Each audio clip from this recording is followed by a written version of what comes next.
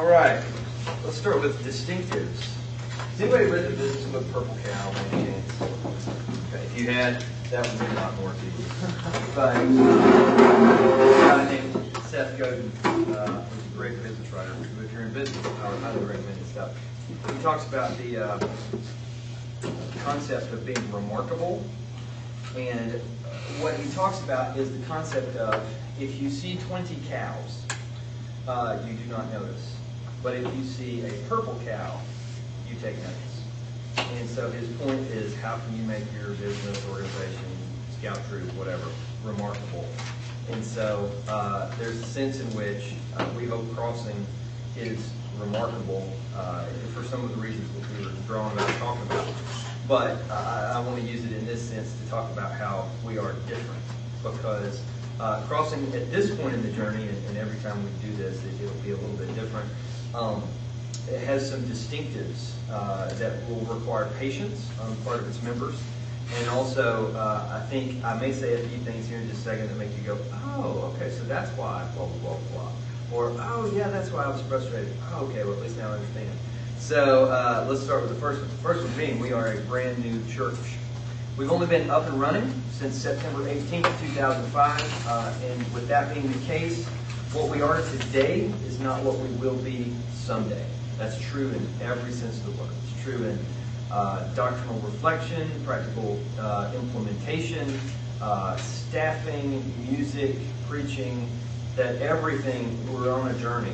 And one of the distinctives is when you're less than 3 years old, I don't expect my 3-year-old to drive the car, though she wants to. It always comes out when I get home and says, can I blow the horn? And my neighbor's like, draw. So it's always the same. Like, heck. So anyway, it is what it is, but what it is not what it will be. And so that's important. And you know, most of our people totally get that. And our flock, for the most part, is a total joy to pastor. We have very few complaints and very few complainers, because most people kind of know, man, we have no building, we have one full-time staff, and we're trying to get him to full-time staff, which is another part of the budget thing that we're going to vote on. And there's just all these different things. We've got vision out the wazoo, but it takes people and money and time and just maturity to make those things happen. So kind of the mantra we've been operating under is what you see in bold there in the last line, that we try to do a few things well and trust God to bring the increase. Some of that is strategic, and we'll talk about that when we talk about the last one in regard to simplicity. But some of it is just practical. I mean, I've known church plants and church planters that they try to be a mega church from day one, and those guys burn out and their church shuts down by year 3. It happens all the time. And so what we try to do, take a different approach to just try to do a few things and do them well and just trust God that if He wants it to grow, it's going to grow. And if not, it'll stay the way it is and we'll just be faithful. Whatever. But we're trying to do a few things and do it well. Next thing, distinctive. The nature of the congregation. 2 things, one of which is begun to correct itself, which I'm so thankful for. But the first one being, at this point in the journey, we are on the whole pretty young and often pretty transient. There was a time, Crossing, well, let me just say it like this. Crossing has turned over about 75 people since our inception. And not because they don't like the church or they can't stand me or they can't stand other people. It's they got a job and they moved. And the job moved them. And they just moved on. And you see that a lot now in modern life. A church that's really big, it happens there, you just don't notice because there's 1,000 people and, you know, what's 50 of them leaving? You don't even know they're not there. Church of 180, which is kind of where we are now, you know it. You see them come in, you see them go out. And so, but I will say this, that has actually begun to calm down some, which is very encouraging. And lest you think it's just the students, it's not. Actually, our student population has probably been more stable than our non-student population because they are locked into U of L or Boys College or seminary or, you know, wherever for that amount of time. Typically, who we've seen come in and go out are folks that are just living life and working jobs because if they get a transfer and they're so low on the totem pole, it's either they start selling ice cream in a creepy van that drives through your neighborhood, or they go to, wherever to do whatever they do. And so since most people are not into the creepy van option, they leave.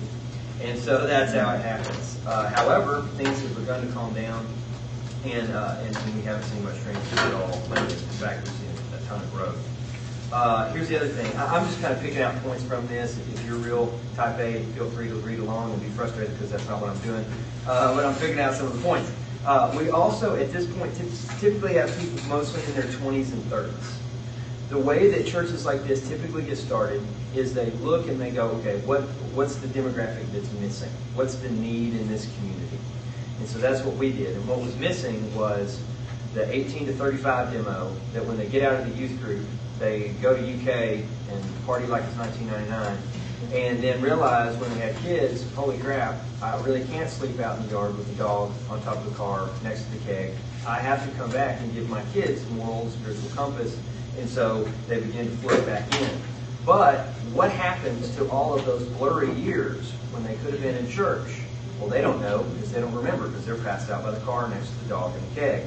But we're saying, why don't we do a church that kind of goes after these people, and as God grows it, we begin to pray for, and He begins to add in folks like the Vincents and others that round us out and give us wisdom. And I can say that we have a relationship and they love us. And they are evident, and I say this all seriously.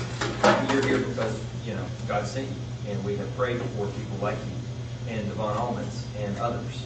Because, and now we're starting to even see some older folks. Even older than us. Yeah. What like in their 60s and 70s. And that's what we want. But people are sometimes like, what do you think about starting this church? It's just 20-year-olds. I'm like, it's not for 20-year-olds. We want 70-year-olds, but they don't stay a lot of times because for a lot of reasons. But now we're starting to see some of that staying, and we're really starting to round out. But at this point, understand here, it's a younger congregation. Okay. Next thing, this is really awesome.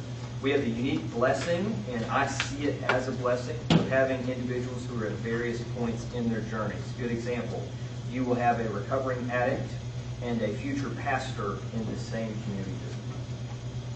And I love it.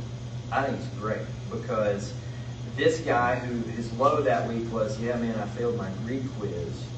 And then the other person next to him was like, yeah, my mom, got diagnosed with cancer, or like I made it 3 days without drugs and then I went back to it.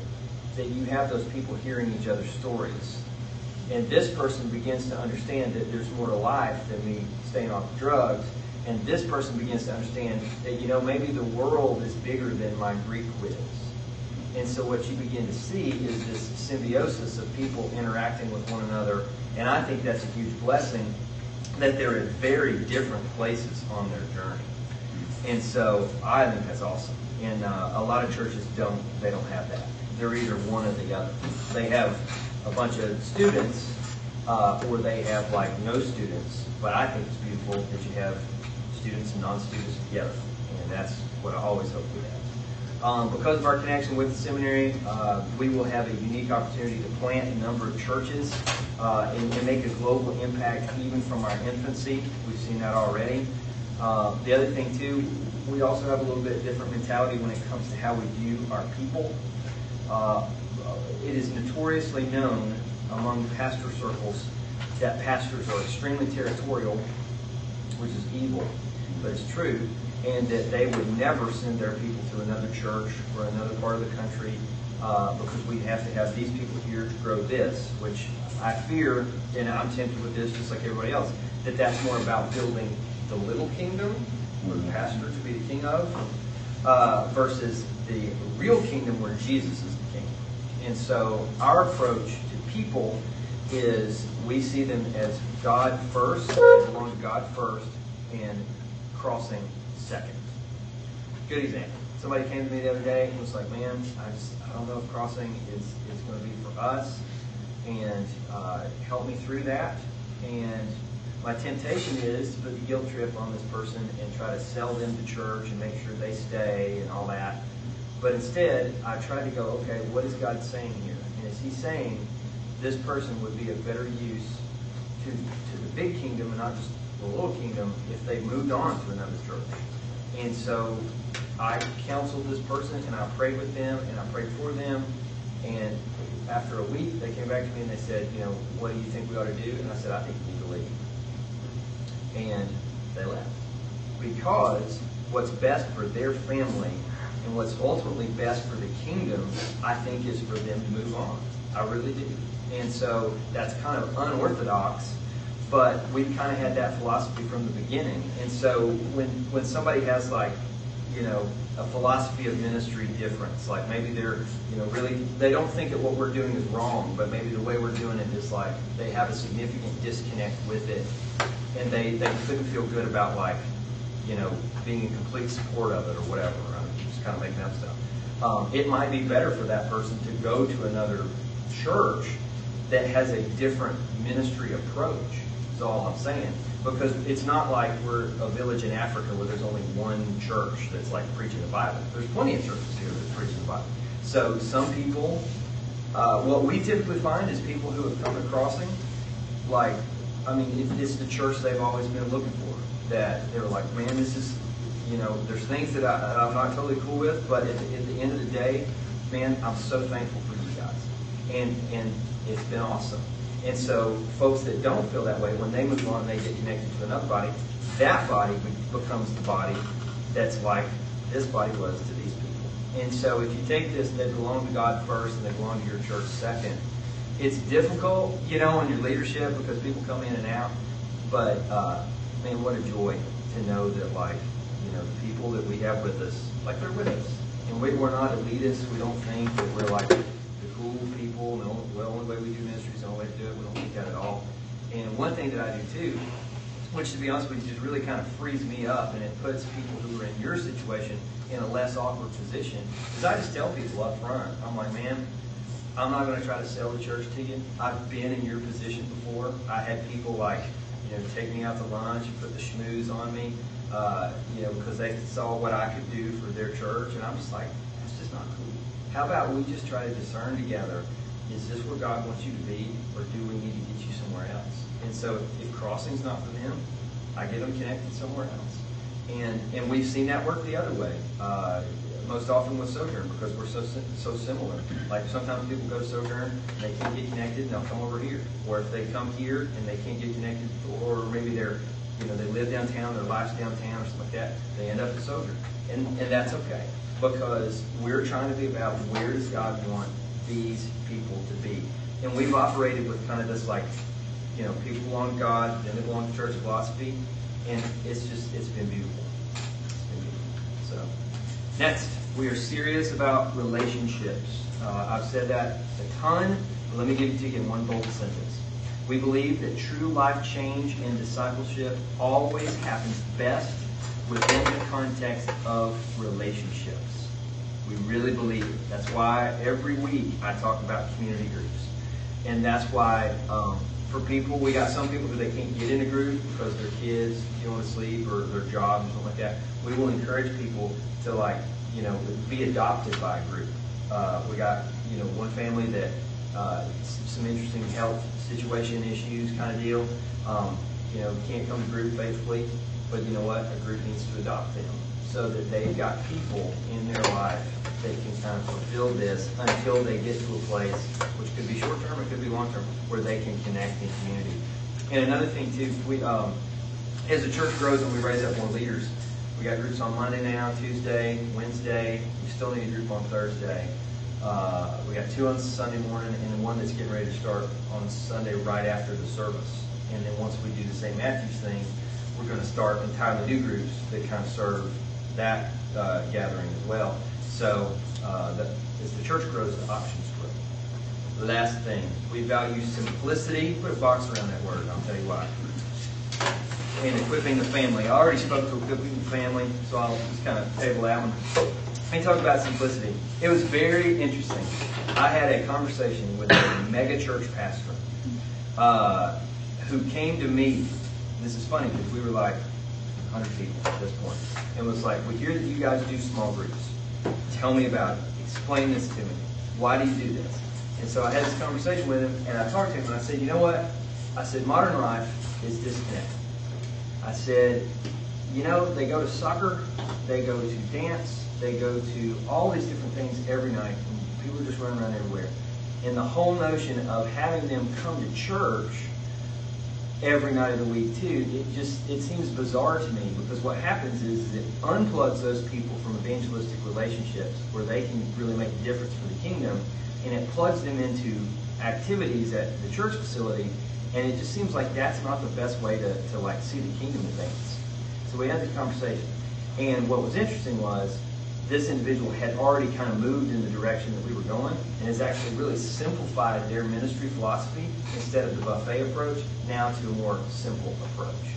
So little churches are understanding the complexity of modern life calls for the simplicity within the church, and little churches are understanding that, and big churches are understanding that. And so what we try to do is we try to make it really simple for people. Do Sunday, hear the word, take the table, see the people you didn't see, make those relationships. It's a safe environment. It's kind of anonymous where you can bring your lost friends to hear the word and see if they're about it. But then a small group environment where they can flesh that out. And then after that, if they want to get in accountability groups, that's awesome. We hope they do. If they want to go to men's ministry, women's ministry, that's awesome. We hope they do. But we don't want to ever get so complicated that they're just like, they have what I have when I go to Beef O'Brady's and I try to have a lunch meeting with somebody. I look at all those TVs, and I'm just like a kid with ADD, and I'm like trying to pay attention, and I'm twitching because I'm trying to watch all the sports on television. And I think people kind of have the same reaction to church sometimes, that if they pick up your bulletin and it folds out like an accordion, they're like, where in the heck do I even get started? And so there's this movement now, because of the complexity in the world, for the simplicity of the church. And I think it's really helpful. And quite honestly, I think it's probably even more biblical. Because if you look, and I don't want to try to build a whole theology on this, but if you look at the early church, it wasn't very complicated. They met in the temple courts, they met in homes, and their lives were together. And somehow through that, God changed the world. So we're about simplicity. If you think it's too complicated, then just don't go. Or just choose carefully what you go to. And all we require, and I'll get into this for membership, is faithfulness on Sunday and membership in a community group, and then hopefully be as active as you can. But we don't want to turn into the church where like you're doing something at the building every night, and you can't even hang out with your own family. So anyway.